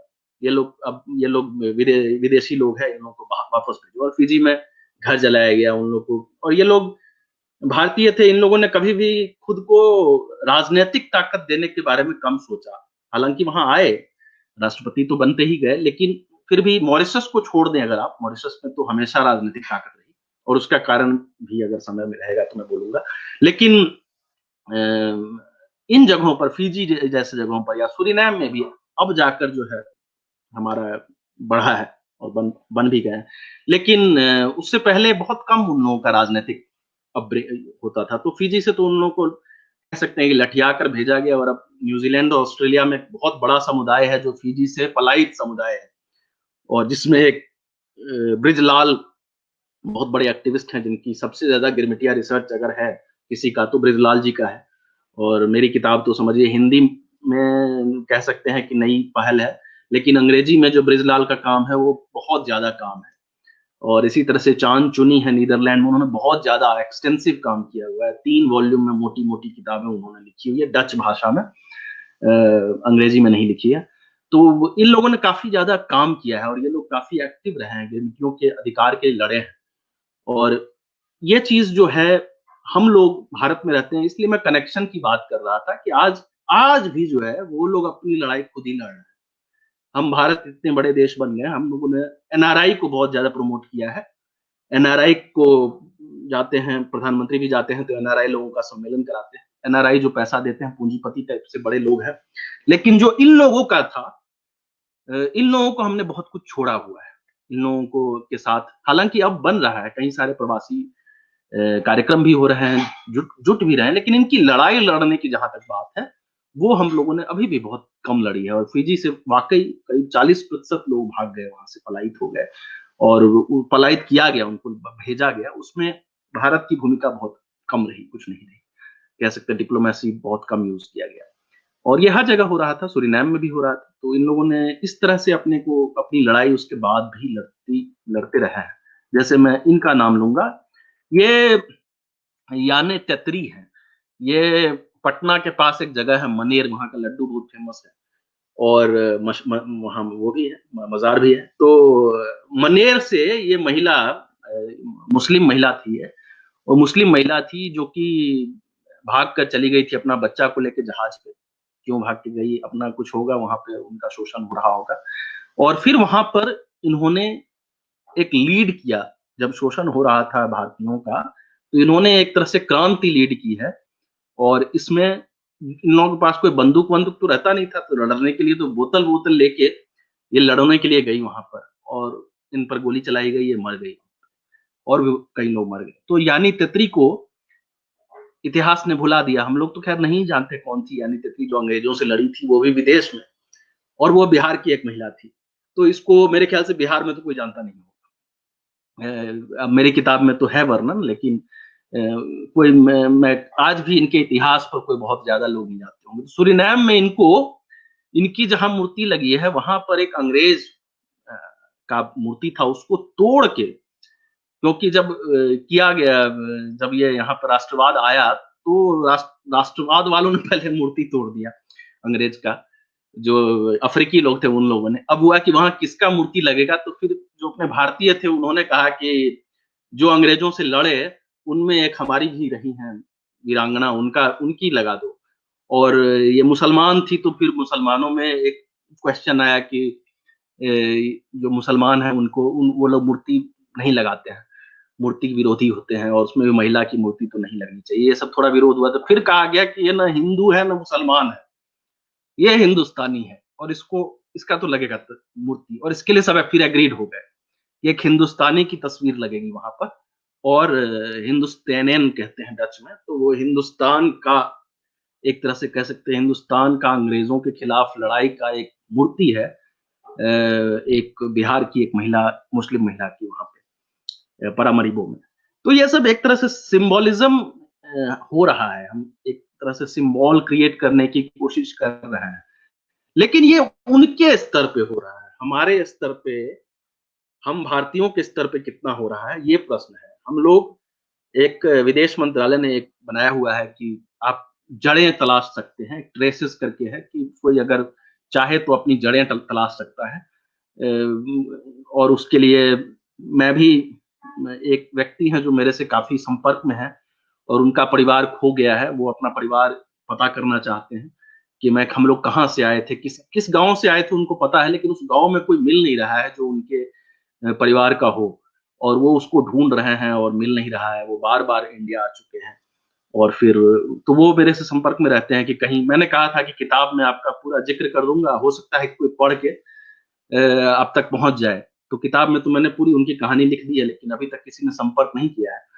और तो ऐसे कई लोग हैं जो, तो हमारा कनेक्शन एक तरह से कह सकते हैं कि टूटता जा रहा है, टूट चुका है, जबकि बहुत ज़्यादा पीढ़ियाँ अभी गुज़री नहीं है। अगर कोई आदमी 1900 ईस्वी में गया था, तो हम लोग के जो मेरी उम्र से अगर देखें तो मेरे दादाजी के जो का होगा, तो अगर मेरे दादाजी चले गए होते और अभी ढूँढने आते और हम लोग मिलते ही नहीं, या मेरे परिवार मतलब उनके भाई के लोग नहीं मिलते, तो ये एक अजीब-सी बात लगती है कि कहाँ गए, कैसे आपके वंशज खो गए और उसको नहीं ढूँढ पा रहे हैं। तो हमारा कनेक्शन जो है वो पूरी तरह से, अंग्रेज़ों ने लेके गए तो वो ठीक है, लेकिन उनको 5 साल वहाँ छोड़ के जहाज पे छोड़ आए, कभी वापस नहीं लाए। ये एक बहुत बड़ा, कह सकते हैं कि एक जुर्म किया है उन लोगों ने, और उनको संचार रखना चाहिए था। कहीं भी किसी को लेके जाते हैं तो उनको ये कनेक्शन मेंटेन करके रखना चाहिए था मिट्टी से। वो चीज़ उन्होंने काट दी, और कैसे काटी इस पर भी चर्चा हो सकती है, लेकिन मेरे ख्याल से हमारा समय खत्म होता जा रहा है। लेकिन हमने वहाँ पर बहुत कुछ दिया भी है। ये जैसे, मैं अब आ रहा हूँ थोड़े से, माइग्रेशन का एक अच्छा पक्ष भी होता है।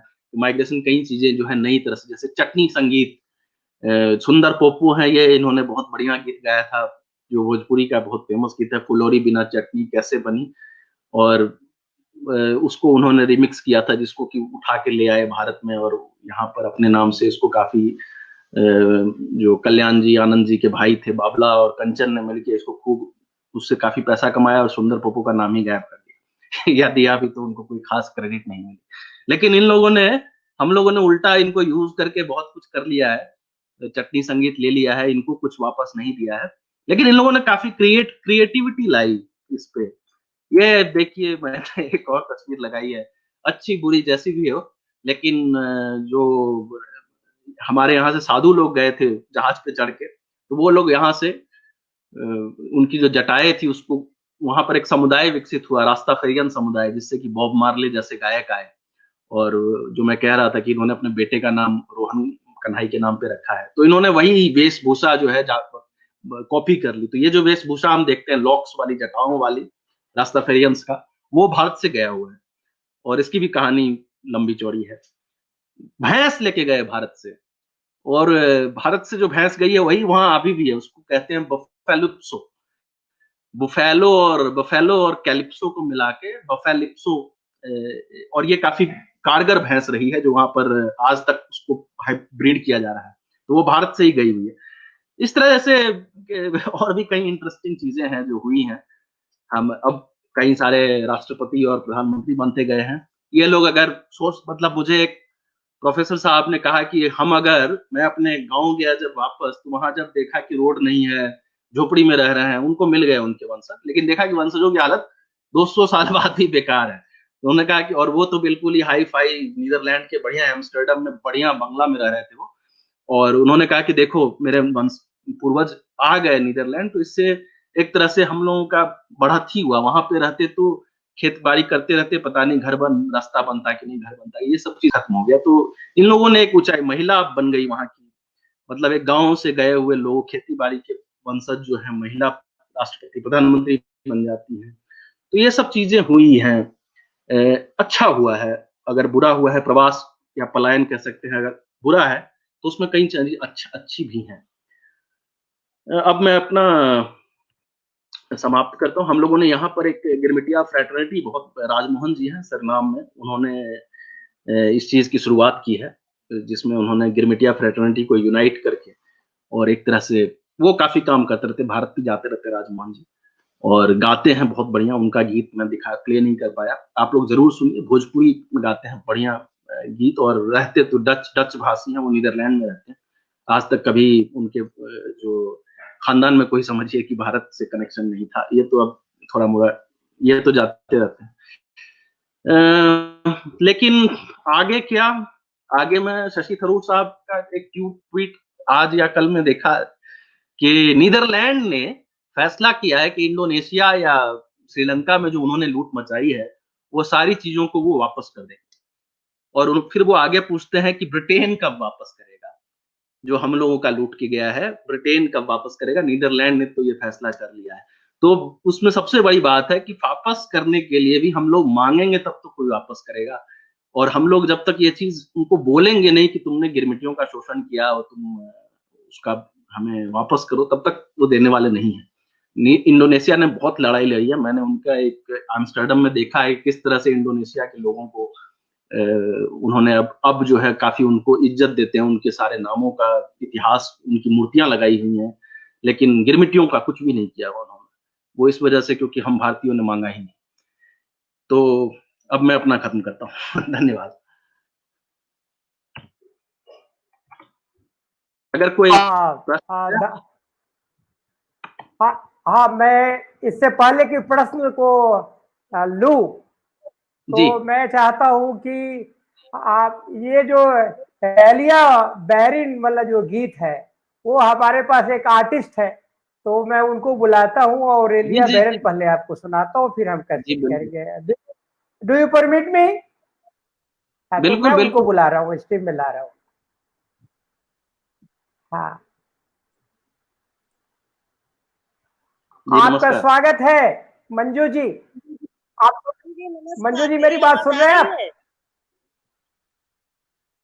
हाँ, आ रही है, आ रही है। तो डॉक्टर साहब है और आपको रेलिया बैरन गीत गानी है। मंजू जी इलाहाबाद से है जी। और ये भोजपुरी, बुंदेलखंडी और अवधी, ये तीनों गाना बड़ा बेहतरीन गाती है। तो आपका प्रोग्राम था, तो मैंने सोचा कि इनको बहुत बढ़िया। इनको रखा जाए और इनसे एक आध गाना सुना जाए। तो एलिया बैरन के लिए मैंने इसको कहा है। कैलाश आप जी और प्रवीण झा जी को बहुत बहुत नमस्कार, आपने बहुत अच्छी जानकारी दी। थोड़ा और थोड़ा और क्लोज क्लोज आ जाइए, आपकी ऑस्ट्रेलिया आवाज पूरी नहीं आ रही के बारे है। में मैं सुनती थी और जी गाने भी जी। गाती थी। यहाँ तक कि फिजी में भी जो लोक संगीत चलता है वो हमारे यहाँ के ही गारी वो लोग भी गाते हैं। बिल्कुल। बात पे दो लाइन वो भी सुनाऊंगी। तो अभी रेलिया बैरन, जी जी रेलिया बैरन, जी। रेलिया बैरन पिया को लिए जाए रे, रेलिया बैरन पिया को लिए जाए रे, रेलिया बैरन जौन टिकसवा से संयमोर जई है संयमोर जई है बलमा मोर जई है।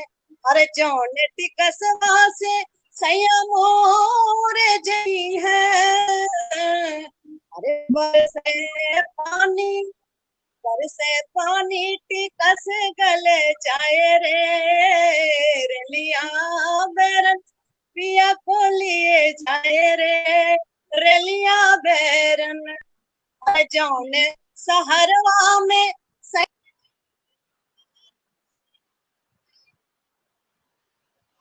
लगता है कि वो कट गई है।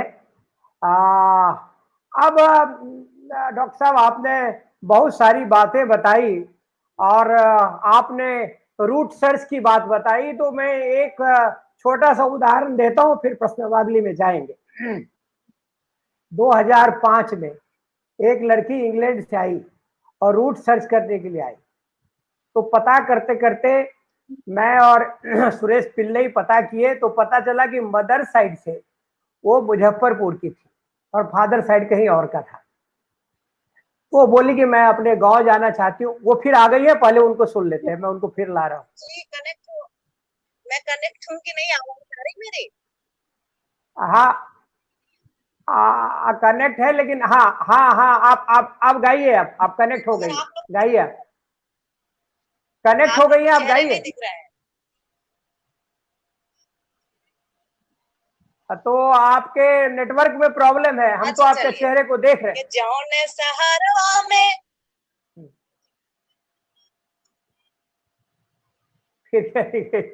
हैं। एनीवे, तो मैं वो कह रहा था कि वो लड़की आई और हम उसके गांव में गए। जब हम गांव में गए तो वो लड़की बीबीसी के लिए और कहीं कहीं के लिए फिल्म बना रही थी, नाम मैं भूल गया। She was very smart, extraordinary, brilliant. Oxford से probably she had a degree. तो जब हम उस गांव में गए तो उस गांव में वो पासवान फैमिली से थी। तो उस गांव में हमने देखा कि छोटे छोटे 10-12 साल की लड़कियों की शादी हो जाती थी। तो जब उसको देख के हम लोग आने लगे तो वो लड़की बोली मुझे, कैलाश जी, अच्छा हुआ मेरे परदादा वगैरह परनाना वगैरह चले गए यहाँ से। बोले क्यों? Now I am 31, I am not married. अगर मैं यहाँ होती तो मैं ग्रैंड मदर हो गई। ठीक है कि नहीं? तो ये भी एक सत्य है। जो पॉजिटिविटी आपने बताई, मैं आसाम में काम कर रहा था तो मुझे पता चला कि आसाम में एक ट्राइबल कम्युनिटी को ये कहा गया कि तुम क्या कहते हैं, ब्रह्मपुत्र के पार चलो, वहां कहीं तुमको घुमाने ले जाएंगे। और उनको बैठाया गया और नाव पर या जहाज पर, और कहा गया कि हम आपको 2 दिन के बाद ले आएंगे। वो बेचारे 7 दिन तक गीत गाते रहे, वो नहीं आए। फिर दूसरे महीना उसी तिथि को जाते रहे, वो नहीं आए। फिर साल में हर एक उस तिथि को, जिस तिथि को गए थे, वो नहीं आए। The festival is still celebrated after every 5 years। So in way they memorise their departure from that beautiful land. ये है। और किस तरह से अपने देश में भी गिरमिटियाओं की जो दुर्व्यवस्था है, अगर आप अरुणाचल प्रदेश में जाएंगे and see the position of girmitiya, और अरुणाचल में जो गिरमिटिया है उसमें नेपालीज भी हैं, आंध्र प्रदेश के भी लोग हैं, तमिलनाडु के भी लोग हैं, बिहार, जो छत्तीसगढ़, जो झारखंड की बात, थोड़ा नागपुर की बात कर रहे हैं, वो भी है। संथालों में काम कर रहा था तो पता चला कि वहां भी लोग ले गए, और अभी भी लोग, वो लोग इस विश्वास में है कि उनका आदमी कभी न कभी तो आएगा। इस तरह का हुआ। तो एक बहुत ही अच्छा प्रेजेंटेशन था आपका। एक जो हमारे हिस्टोरियन है डॉक्टर संजीव कुमार सिंह, और डॉक्टर संजीव कुमार सिंह ने जो कहा है वो मैं आपके उस पर रख देता हूँ डॉक्टर साहब, और जरा उसको आप पढ़िए, मैं आपको फ्रंट लाइन में ले आता हूँ। माफ कीजिएगा, आपने सिपाही विद्रोह आपने पढ़ लिया या सुने? जो अंग्रेजों द्वारा भारतीय और यही अंग्रेज गुलाम इतिहास लिखता है, इसे आप भी अपने संबोधन में तार्किक रूप से प्रस्तुत। नहीं, बिल्कुल आपकी बात सही है। और सावरकर जी ने इसको स्वतंत्रता आंदोलन पहली बार कहते हैं कि कहा था। और जब ये इतिहास जो लिखा गया इसका, तो वो तो उन लोगों ने लिखा, गिरमिटिया इतिहासकारों ने लिखा, तो उन लोगों के पास ये संबोधन वैसे भी नहीं आ पाया था। इसके एक वजह ये भी है कि हम लोग जो है इतिहासकार की जहां तक बात करें, तो इतिहासकार, भारतीय इतिहासकारों ने गिरमिटियों का इतिहास कितना लिखा है हमारे पास, क्योंकि मैं जब लिखता हूँ तो वो तो स्रोत के साथ किताब लिखी जाएगी। उसमें हम लोग जो लिखते हैं 19वीं सदी का इतिहास, तो 19वीं सदी के जो संदर्भ है या स्रोत है उसको देख के ही लिखा जाएगा, और वो भी गिरमिटिया इतिहासकारों का। तो ये एक तरह से गलती जो हुई है, उसमें एक बहुत बड़ी भूमिका इसकी भी है कि हमारे इतिहासकारों ने गिरमिटिया इतिहास पर या फिजी के इतिहास पर, क्योंकि वहां से जब आए तब लिखा था। फिजी के 21 वर्ष किताब तोताराम सानेडी की है या उन लोगों की है। तो जो टर्म्स का जो यूज है, हिंदुस्तान शब्द का प्रयोग बहुत ज्यादा आपको मिलेगा उसमें, भारत शब्द का प्रयोग कम मिलेगा। हिंदुस्तानी, क्योंकि इन लोगों का हिंदुस्तानी शब्द प्रयोग। तो कई चीजें हैं जिस पर आप कह सकते हैं कि जो संदर्भ है उसको आपको प्रयोग करना पड़ता है। अगर स्वतंत्रता आंदोलन को, 1857 के स्वतंत्रता आंदोलन को वो लोग उसी रूप में लिखते, 19वीं सदी के इतिहासकार या 20वीं सदी के इतिहासकार, गिरमिटिया इतिहासकार ब्रिजलाल जी जैसे, तो फिर उसका उस तरह से प्रयोग किया जा सकता था। लेकिन हाँ, ये कह सकते हैं अब बहुत चीजें जो है इतिहास को डीकोलोनाइज करने की या उपनिवेशवाद से अलग झांक कर देखने की, हम लोग जो अब लिखेंगे किताब, जैसे मेरी पहली किताब तो स्रोत से, जो मैंने उस किताब में खास ही लिख दिया कि मैं अपनी बात नहीं कहूंगा इसमें, जो स्रोत में है वही कहूंगा, लेकिन अब आगे जब उस पर विश्लेषण होगा, उसमें हमें अपनी बात रखने का, डीकोलोनाइज करने का मौका मिलेगा कि हाँ, मेरी कुली लाइन्स में ऐसा लिखा हुआ है जो लिखा था, अब मैं कहता हूँ इसको इस तरह से देखिए। और तब तो स्वतंत्रता आंदोलन की बात बिल्कुल आपकी मैं सहमत हूँ, करना ही चाहिए, स्वतंत्रता आंदोलन ही उसको माना जाना चाहिए और कोई नाम नहीं देना चाहिए। अच्छा, मेरा जी जी जी बोलिए बोलिए बोलिए। नहीं, मुझे प्रश्न और दिख नहीं रहा, ये कह रहा था मैं। नहीं, मैं कुछ जानना चाह रहा हूँ आपसे। जी। एक तो ये बताइए कि जब हम इंडेंचर्ड लेबर की बात करते हैं, और इंडेंचर्ड लेबर की बात करते हैं, तो ये जो तमिल का और जो क्या कहते हैं श्रीलंका का रिलेशनशिप है, इसको आप कैसे देखते हैं? How do you relate Tamilians and the श्रीलंकन्स?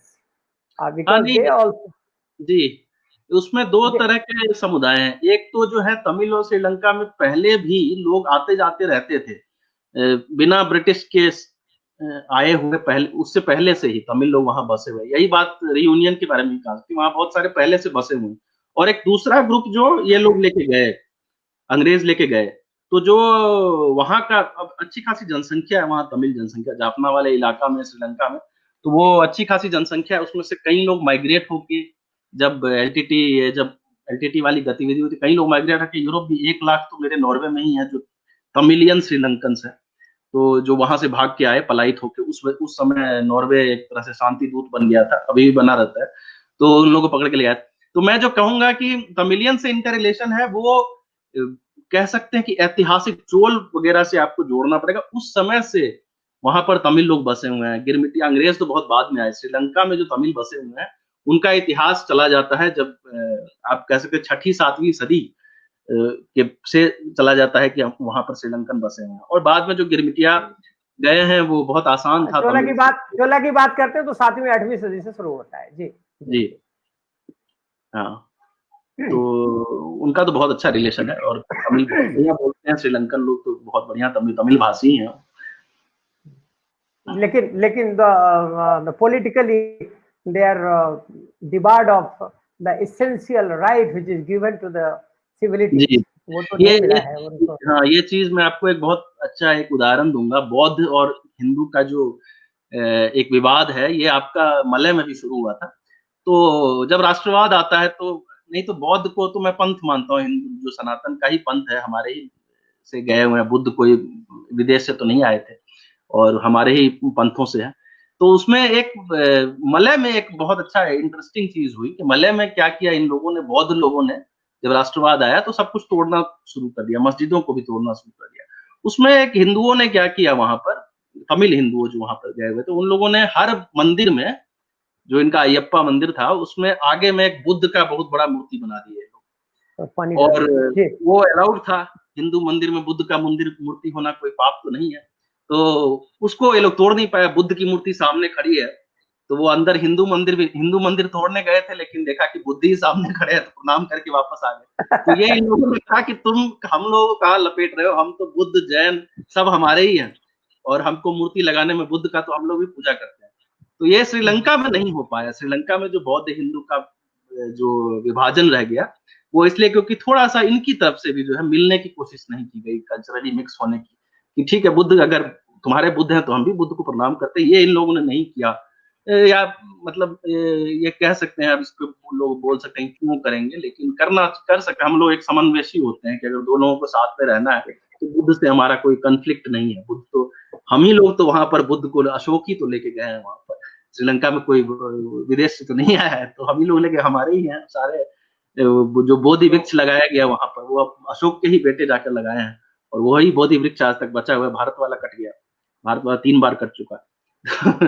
तो ये चीज, यहाँ पर ये कॉन्फ्लिक्ट नहीं होना चाहिए था। जी, let us talk about the distant diaspora. जब हम डिस्टेंट डायस्पोरा कहते हैं, तो you know it very well कि मैं दिल्ली के गोदुलिया लोहार पे काम कर रहा था, और जो गाड़ी लेके चलता है उसको गोदुलिया लोहार बोलते हैं, कडुलिया लोहार भी बोलते हैं। और जहाँ रहता है वही रह जाता है। They stay in that particular specific area for 10-15 years and then they again migrate. और जब मैं कुछ काम कर रहा था, लोगों ने कहा कि it has a direct connectivity with the gypsies. और जब जिप्सीज गए और वहां से वो गए और उसमें and then we had a film on gypsy, और जब हम डायस्पोरा की बात कर रहे थे दैट आल्सो केम, और वो पता चला कि उस समय से डायस्पोरा है। तो जो आपका इंडेंचर्ड लेबर है, एक तो हमने भारत का बताया, एक आप वैश्विक संदर्भ में कहते हैं, और मैं 2 क्वेश्चन एक साथ कर देता हूं को आपको समझने में सुविधा होगी। नेपाल साहब के बारे में हमने जो पढ़ा वो मेरे बड़े फेवरेट वो रहे हैं साहित्यकार रहे, इसलिए कि वो बड़ा ही इथनोग्राफिक लिखते हैं, बहुत उनका जो डिस्क्रिप्शन होता है वो बड़े ब्रिलियंट होता है। कहते हैं कि आपके घर में वो चले आए, जाएं और चले आए, तो और उसके बाद जो आपके घर का डिस्क्राइब करते हैं तो आपको सरप्राइज होता है कि आपके घर में ये सब चीज था और इसकी जानकारी आपको दी थी। He was that meticulous in giving the descriptive details of your family and the environment wherein you are living। और उनके बारे में था कि वो शुक्ल ब्राह्मण थे, शुक्ल यजुर्वेदी ब्राह्मण थे, और नेपाल से आए थे, नेपाल से वाराणसी आए थे, और वाराणसी से जो बगल का एरिया था वहां रहे, और उसके बाद then they migrated to you know that Trinidad, and Trinidad से फिजी, और फिजी से इंग्लैंड, और देन देयर इज हिस्ट्री। तो वो थोड़ा सा क्लियर कर दीजिएगा। और दूसरा वे मैं जानना चाहता हूं कि ये जो कंटिन्यूटी जो है डायस्पोरा की, मैं इसलिए गिरमिटिया से इंडेंचर्ड लेबर से डायस्पोरा वर्ड यूज कर रहा हूँ और डिस्टेंट डायस्पोरा कर रहा हूँ। Have you worked on the continuity of the diaspora from the unknown past to the known history? मैं अपना क्वेश्चन कर पाया डॉक्टर साहब?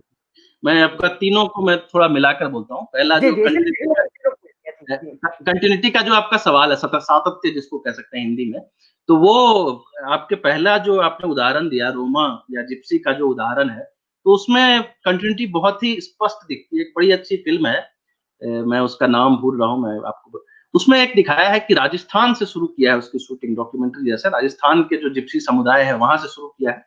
उसके बाद उन लोगों का जो गायन है, जो जिप्सी गायकी है, उसके बाद उनको लेके गए हैं मध्य एशिया में, मध्य एशिया की जिप्सी लोगों से दिखाया कि कैसे थोड़ा सा ट्विस्ट हुआ है उसमें। फिर अचानक से हाथ में इंस्ट्रूमेंट आ जाता है जब वो रोमानिया तक पहुंचते हैं।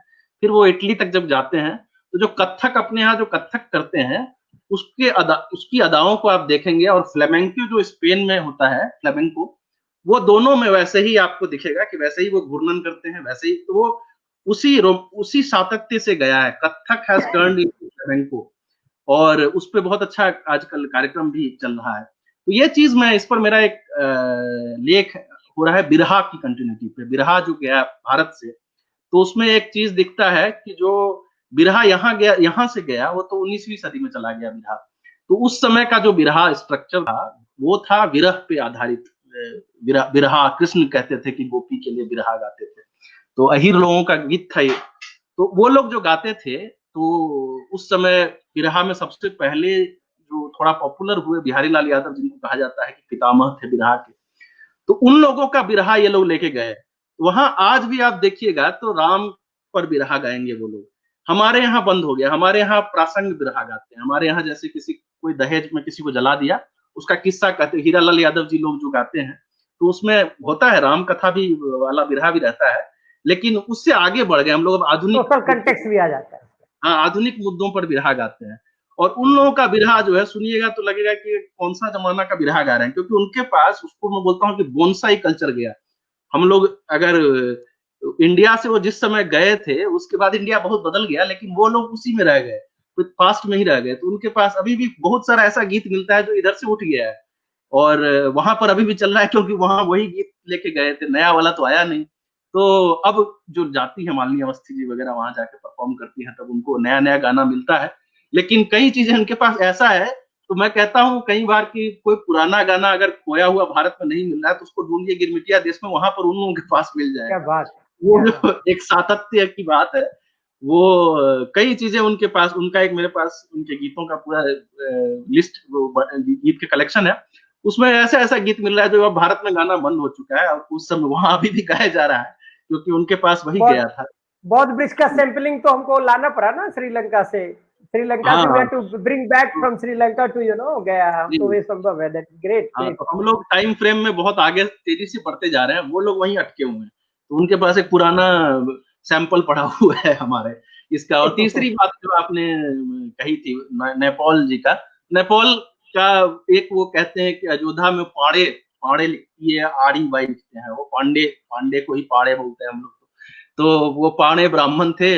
और उसके बाद नेपाल का भी आपने सही कहा कि नेपाल से उनको, लेकिन है क्या कि एक चीज मैं कहूंगा कि जो मुझे मालिनी जी ने भी एक बातचीत में बताई थी, और ये चीज और भी कई लोग कहते हैं कि बहुत लोग वहां पर जाके जो है बाद में जब जाति प्रथा तो मैंने जैसे कहा खत्म हो गई थी, लेकिन बाद में इन लोगों को लगा कि थोड़ा सा लाया जाए, क्योंकि पूजा कौन करेगा और फिर बाकी काम तो एक पंडित बनाया जाए। तो बाद में बहुत लोग पंडित ब्राह्मण का ट्रेनिंग लेने लग गए वहां पे कि ब्राह्मण बन जाते हैं।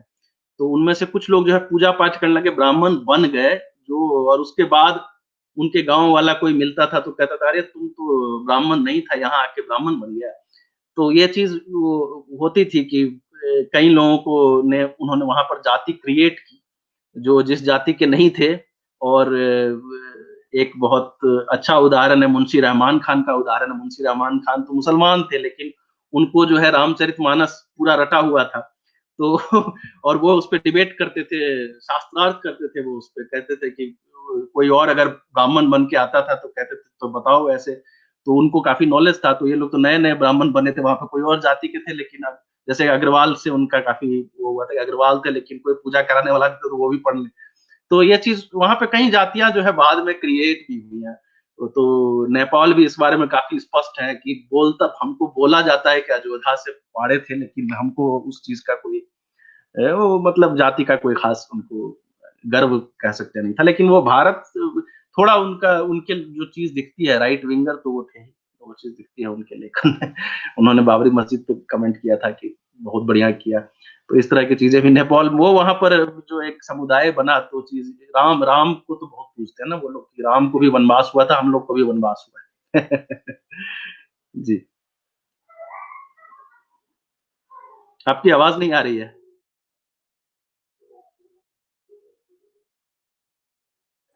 He was a ruthless writer, उनको लेफ्ट और राइट हाँ कहना उचित नहीं होगा।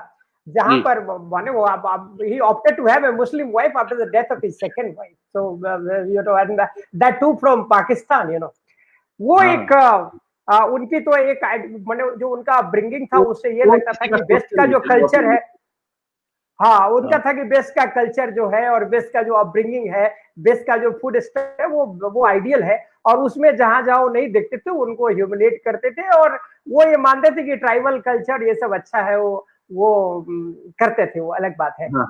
हाँ बहुत अच्छा आपने बताया, और सारे लोग बड़े खुश हैं। कहने के लिए और भी बहुत सारे चीज थे।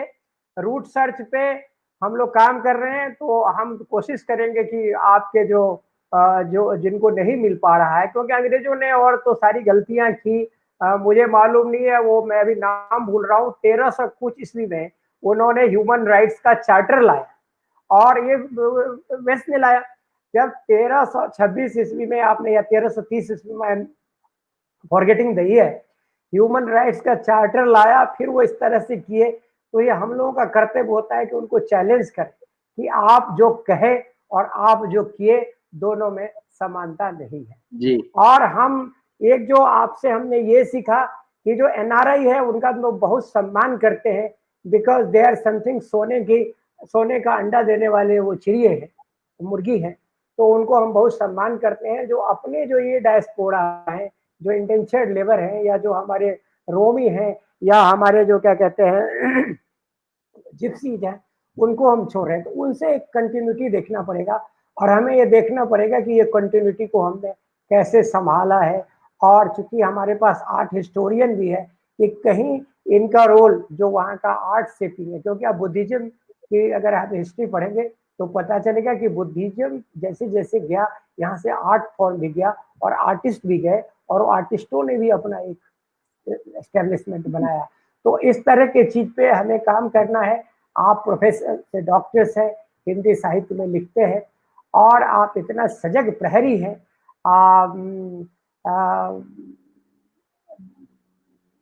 आपके लिए इन्होंने कहा है कि इसे नियो कास्ट समाज शास्त्री कहा था, समाज शास्त्री ने, वो कह रहे हैं डॉक्टर संजीव कुमार सिंह।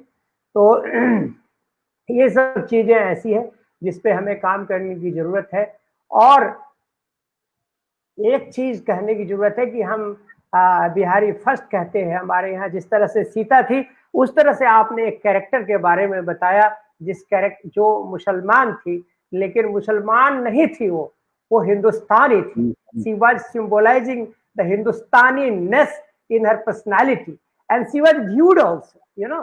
सो वो इस तरह के चरित्र को मुझे तो लगता है कि जो बिहार के जो चीफ मिनिस्टर हैं वो इस बात पर ध्यान दें और पटना में उनकी मूर्ति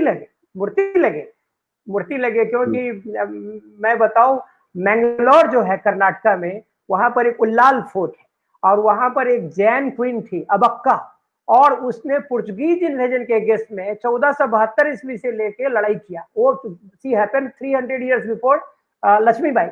और उसको वहां के लोग तो भूल गए, लेकिन इतिहासकार भूल गए, लेकिन फोकलोर ने उसको याद रखा और बाद में कर्नाटका गवर्नमेंट ने उस पर काम किया। I was also one of the scholars to work on that. और बाद में क्या कहते हैं, मैंगलोर एयरपोर्ट पास और बेंगलोर में भी अबक्का की प्रतिमा लगाई गई and she was declared the first freedom fighter in this locality of the state of Karnataka। तो इस तरह से बिहार को ऐसे कैरेक्टर पर काम करने की जरूरत है और अब उनका इमेज भी बना हुआ है, इसलिए it is not a difficult task to create her morphology. The morphology is already there, simply you need to have a photograph taken from there and construct one। we have so many Bihari artists। तो ये चूंकि she was from Bihar, but this saying this I do not have any parochial regional inclination। I just wanted to give the identity, women's identity। हम औरतों की बात करते हैं कि बिहारी औरतों ने किस किस एरिया में। मैंने एक बिहार की प्रोफेसर को बुलाया था जिसमें बिहार के महिलाओं के कंट्रीब्यूशंस पे बोली थी, एंड जो मुझे याददाश्त है वो उन्होंने इसके बारे में नहीं बोला। अब मैं उनसे बात करूंगा और आपसे भी बोलूंगा कि उनके बारे में जो आपने पुस्तक में लिखा है, उसके अलावे अगर आपके पास कोई जानकारी है तो आप हमें दीजिए। We will talk to Bihar government all the concern people. और डॉक्टर साहब, बहुत सारे लोग आपको वाहवाही दे रहे हैं।